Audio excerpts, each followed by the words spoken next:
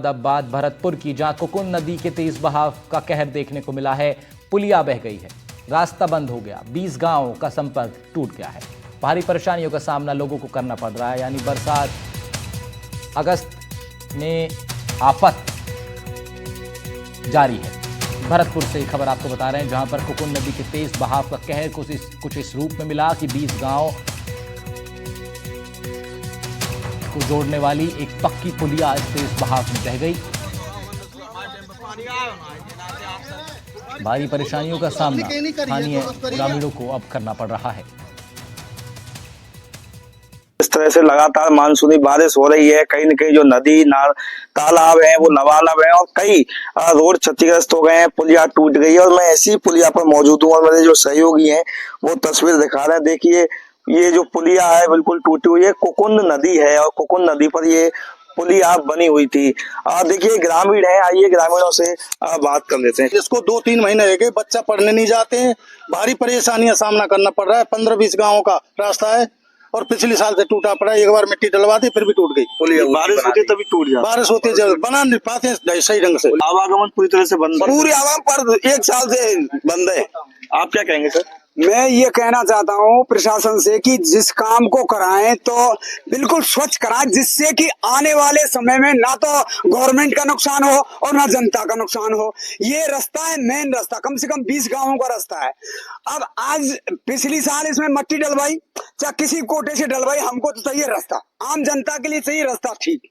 प्रशासन से यही हमारी मांग है। सर 3 महीने से बच्चे घर बैठे हुए हैं, पढ़ने नहीं जाते हैं। कैसे जाए, इसमें मरेंगे बच्चे। किसी के घर साधन नहीं है तो 20 किलोमीटर होके कहीं से ले जा नहीं पाता है, वो घर ही बैठे रहते हैं। किसी के पास साधन है तो वो ले जाता अपने बच्चों को।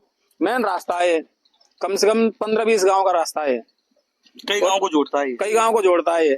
इस पे मिट्टी डलवा देते, पानी से बह जाती है वो।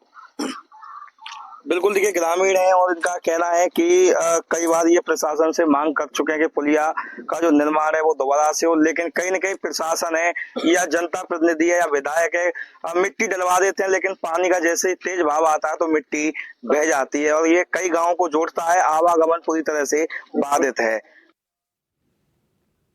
उधर चुरू से खबर है, यहां भी जोरदार बारिश का असर देखने को मिल रहा है। कई जगह जल भराव हो गया है। हालांकि किसानों के चेहरे खिले हुए हैं, भारी बरसात हुई है, उनको पानी की आवक की कमी नहीं, लेकिन सब्जी मंडी, मुख्य बाजार और कई बाजारों में पानी भर गया है। कई जगह जल भराव है। चुरू के कई हिस्सों में भारी बरसात के बाद जल भराव की दिक्कतें सामने आ रही हैं। कई हिस्सों में चुरू में जोरदार बरसात हुई है।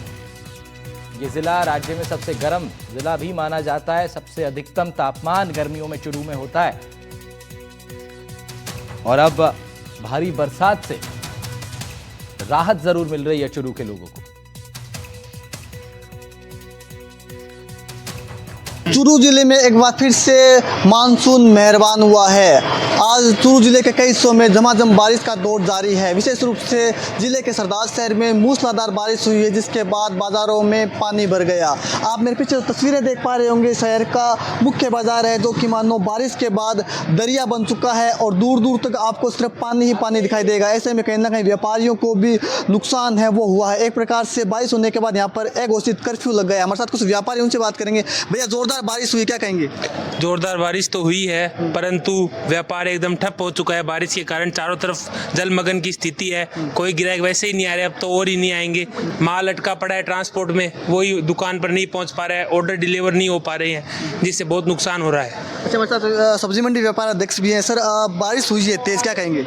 देखो बारिश जो हुई है वो फायदे की तो हुई है, ये तो 100% है, क्योंकि सरदार सर के आसपास जो एरिया है उसमें बारिश कम थी। इन 2 दिनों से लगातार बारिश हो रही है।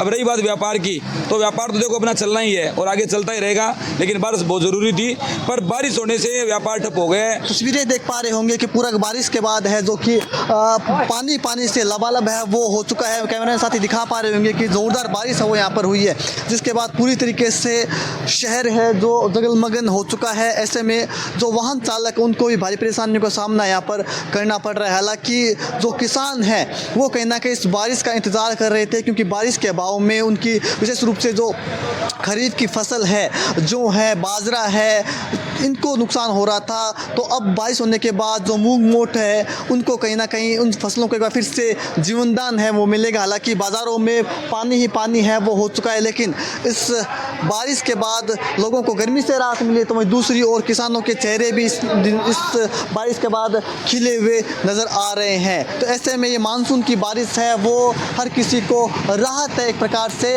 दे रही है। एनडीटीवी के लिए चूरू के सरदार शहर से गजेंद्र सिंह। और उधर सवाई माधोपुर में भी हालात ऐसे ही हैं। यहाँ बांध का पानी तकरीबन खतरे के निशान तक पहुंच गया है। तलिया ओवरफ्लो हो गई है। बारिश के कारण गंभीरा रोड स्थित जिनापुरा का तालाब पूरी तरह लबालब है और ओवरफ्लो होने लगा है। तालाब के ओवरफ्लो होने से करीब 1 दर्जन से ज़्यादा किसानों के खेतों में पानी भर गया, यानी करीब 10 से 20 खेत प्रभावित हुए हैं। पीड़ित किसानों ने ग्राम पंचायत से लेकर जिला कलेक्टर को ज्ञापन देकर खेतों से पानी निकासी की मांग की है। कारण बस यहाँ पुस्तला देवपुरा बाईपास लाइन का काम चल रहा है, तो इसमें ठेकेदार जी द्वारा गलती से ओवरफ्लो के रास्ते पर मिट्टी डाल दी गई। ग्राम पंचायत सरपंच को अवगत करवाया गया जब तालाब भारी बारिश के कारण भर गया। सरपंच साहब और मेरे द्वारा रेलवे के ठेकेदार साहब को सूचना दी गई। उन्होंने ओवरफ्लो में पाइप डालने के लिए प्रयास किया कल, लेकिन यहाँ 2-3 खेत वालों ने नहीं डालने दी क्योंकि उनके पानी निकलने से उनकी फसलें ख़राब हो रही थी। जी मेरा प्रशासन से ये निवेदन है कि इस ओवरफ्लो को आगे नहर का डाइवर्जन है तो उसमें पक्की बना दें यहाँ से, तो ये परमानेंट समस्या समाप्त हो जाएगी। इससे किसी को भी कोई नुकसान नहीं होगा।